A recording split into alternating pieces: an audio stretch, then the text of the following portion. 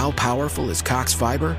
Powerful enough to keep fans across the country in the action on the biggest game days of the year. Whether you're one of 65,000 fans at Allegiant Stadium or you're streaming the game at home with Cox Fiber from the company with America's fastest download speeds. Whenever it matters most, Cox keeps you connected. Limited availability in select areas. Speeds vary and are not guaranteed. Cox terms and other restrictions may apply. Analysis by Ookla of Speed Test Intelligence data. Fixed median download speeds. US Q3 2023. Dusty Slade joins us. Dusty, I'm sorry you had to hear that screeching as we get ready for this interview. You know, I just came right into it, and it sounded okay to me. There was some chill guitar, it felt like in there, and, you know. I've been doing a lot of radio calls, and I've had to listen to a lot of commercials, so I'll be honest with you, that's better than most of the commercials I've heard.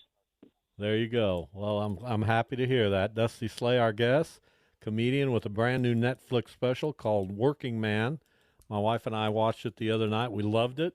You've hit your stride in the comedy world, Dusty. Yeah, and I know this didn't come easy for you. So talk about the trials and tribulations of getting to where you are today. Well, you know, the way I think about it is it's like, if you like what you, I mean, it sounds cliche, you know, but if you like what you're doing, it's not really that hard. It's not really that bad. It's like comedy is a grind, and I went full-time in comedy in 2014. I lived in an attic apartment in Nashville with that wasn't well insulated, very cold in the winter, very hot in the summer, and but it cost me $250 a month.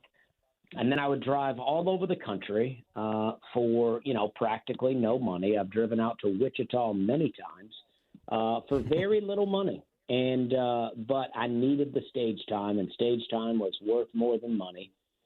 And I had a lot of fun all along the way. But, yeah, I mean, it is to get to Netflix, to be where I'm at now, it's like, I still get to do the same thing. I still get to have fun, but more people come to my show, and I get to put a little more money in my pocket, and it's very exciting. But, you know, it's not as fun when you're selling pesticides on the side during the daytime and doing comedy at night, you know? I can imagine. So, yeah, it's been less than 10 years since you went full-time. That's relatively quick. Does it feel quick? Did you have a timeline in mind when you decided to go full-time? And what has particularly the last year for you been like? Because that's when you've had a lot more eyeballs on you for various reasons. Well, this will seem like a lazy way, but I have this thing where I don't really like to set any goals, especially like long-term goals, right? Where I'm like, I just know what it is that I want to do. I'm like, I want to be, you know, a full-time comic, but whatever comes with that comes, right? So I'm like, I didn't say, you know, by this time I want to have a Tonight Show. By this time I want to have a Netflix.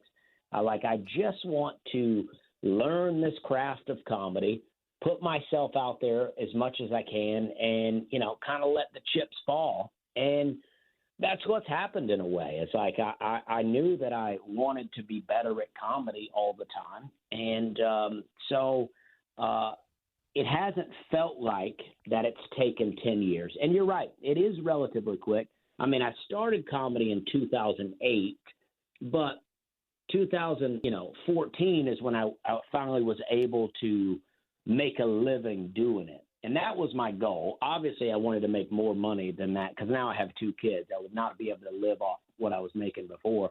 But, yeah, I mean, it is a grind, and but it doesn't feel like it's been 10 years. It seems to have flown by. In contrast, I sold pesticides for about 10 years, and I can tell you that seemed like a longer 10. Talking with Dusty Slay, his new comedy special is on Netflix. It's called Working Man. Is your shirt tucked in right now, Dusty? You know what? I don't want to be TMI, but I'm not even wearing a shirt right now. But if there you go. But if I were wearing one, I can guarantee it wouldn't be tucked in. I mean, I don't think I've tucked in a shirt. I don't think I've tucked in a shirt since I stopped selling pesticides. And the last couple of years, I walked around with my shirt untucked, even though It was a company policy to tuck it in. I was just at a place where I'm like, I could quit this job at any point. I'm feeling pretty untouchable because if they fired me right now, I'd be okay with it. So how much have the streaming services? I'm sorry. Go ahead. How dare I interrupt a comedian? Well, that's okay. I wanted to put in the 2-week notice, and I did because that's my favorite 2 weeks of any job. You know, it's worth it to get the job just to put the 2 weeks in. That's like a little vacation right there at the end. You know, it's where I get to say my favorite phrase at work, which is "I don't care. I'm about to quit." You know. How much have these streaming services just created more opportunity for not only you but a bunch of other comedians? It seems like you guys have benefited from that as much as anybody in the entertainment world. Yeah, I mean, you know, it still takes a lot to get on Netflix, but, you know, the ability to post your own content on YouTube, TikTok, Instagram, I mean, it's changed the game. I mean, you know, when I started comedy, if I had been able, now who knows how it would have affected me, but you can always look back and say whatever. But if I had the ability to post my bits online in the way that we can now, back then, I mean, who knows how much faster things could have possibly happened for me? Because it's like when I started, there was YouTube and you could post to YouTube, but it's like, to get into some sort of algorithm it was a lot harder. Now we have YouTube Shorts and Instagram Reels where more people than just the people that follow you have access to those. So, you know, you can have one bit go viral, pick up a bunch of followers, and suddenly now you can get booked in comedy clubs. But, you know, it's still work to get on Netflix. I mean, having a Netflix is like having an HBO special in the 90s. So I'll bite on the pesticides thing. How many mosquitoes do you think have been killed thanks to your salesmanship ability? Surely there's someone out there without West Nile virus that has you to thank, right? Well, I was, you know, in a lot of ways, I was not a good pesticide salesman, but in a lot of ways, I was a real pro out there. I mean, I had a thing that I don't think anybody else was doing and that me and another guy might have invented. And we found a way to put Cutter, that was our brand, cans of Cutter near every single cash register in a Lowe's and Home Depot. And nobody ever showed me the numbers, but I bet I was selling more of that than anybody else in the entire company. I mean, we were crushing it.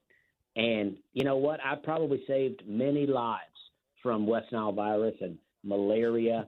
I mean, I'm not a hero, but you could make a case for it, you know? Well, I don't think there's any doubt. Dusty Slay is our guest, so we're talking comedy. So when you were young, and I work with a bunch of young people in my occupation, so we're always telling them to have big dreams and have passion and those kinds of things. So when you were young, when did comedy first enter your brain? Was that the thing you were pointing toward from a young age, or were there other things that had your interest? In some weird way, I thought I was destined to be famous, but I had no idea what for, you know? Like I used to do weird imaginative things like I was talking to the TV or talking to some people, but I never actually made the connection that the people on TV doing stand-up comedy is something that I could do one day. I had no idea how I would get famous, but I just thought, you know, I feel like I'm bound to do it. And now I'm at a place where it took me so long from that weird imaginative place to where I am now that now I don't even want to be famous. I just want to be, you know, kind of famous enough for people to buy tickets to my show. So I feel like things all worked out the way they should have. But I was 21 years old when I took my first improv class in Charleston, South Carolina. And that's where I first kind of thought that this could be a path to something bigger. And it wasn't until 2008 that I started doing stand-up comedy. And it wasn't until 2012 that I started figuring out how to make a career out of it. So I was 31. It took me 10 years from the time I ever did any comedy to actually being like, you know what? We could make a living doing this. And then it was, 2 years after that, once I actually started putting it into action, being like, this is something that I can do for a living. It took me, only a couple of years. So, I mean this as a compliment, so I hope I can convey that, because your material is obviously excellent, and your style is, it feels like you're almost just riffing up there, like things come to your mind and you say them. I don't think that's the case. So is that what you're going for? Just that kind of a little bit more informal, because it's unique? Well, I think that it is all about my writing technique, that now that I have enough material that I feel like I can go on stage at any time and do an hour of comedy and be fine, right? So now I have this bank of comedy, so I can go up and I can go, all right, I know this joke is going to work, and then I know this joke is going to work. So in between those two jokes, I'm going to throw in this new idea that I've been thinking about. And so I kind of let my natural ability to be funny take over. So I do this joke that I already know is going to work. I get my laughs, and then I go into this new idea. And then in this new idea, I start trying to find ways to make it funny on the spot. And then a lot of times it's not funny yet. So I do it, it bombs, I throw a wave up, I go, we're having a good time, and everybody laughs. And then we hit the next joke that I also know is going to work. And I say I know it'll work, meaning it's probably going to work. There's never a way to know if it's going to work. So that way, what happens is I'm writing a joke on stage. So I'm writing it in an off-the-cuff way. So the way I initially write the joke is by riffing, is by stuff coming off my head. And then I just remember how I told it. So each time I'm telling it, now it's, I'm telling it in that way. Final moments here with Dusty Slay, comedian. His tour begins or continues this week in Huntsville. He'll be there all weekend. Alabama, not really within driving distance, but he will be in Tulsa coming up in mid-February down at the Bricktown Comedy Club in Tulsa. So there's your opportunity to go see Dusty. I want to ask you, you mentioned when one of your jokes bombs, and we watched you the other night, your Working Man special on Netflix, and it was constant laughter throughout. Did you feel like any of that bombed in your brain? No, I don't feel like that, but by that point, by the time I'm ready to do it for an audience like that, to put on a special, then I've already worked those jokes a million times. I've already traveled the country, figuring out exactly what I want to go in that hour. So by the time I make it there, I already feel good about it. There might be a riff or two that I throw in there out of nowhere, and maybe that doesn't go the way I wanted it to go. But that's all part of it for me. That's all part of my show, and I like to try to put that out there. There was like a spot towards the end where people start to get a little rowdy, and I go, well, we're losing it.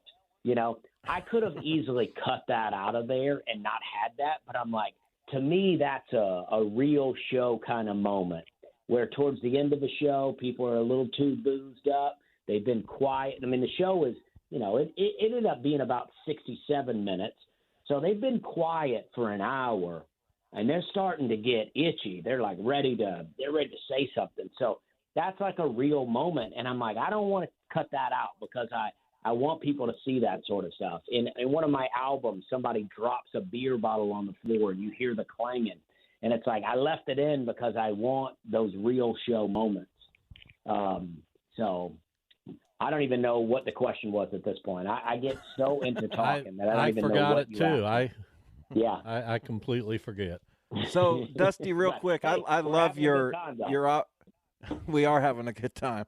So I love your musical observations. Obviously, the bit about It's 5 O'Clock Somewhere. You have some of those in this special.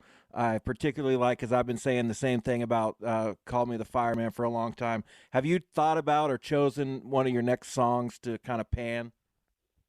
Well, you know what? I just thought of this today. I've been on the radio and I've been talking all day, and I was thinking about the song "Hard Working Man" by Brooks and Dunn. You know, he all throughout the song he's talking about, you know, not having money and how he has to work so hard.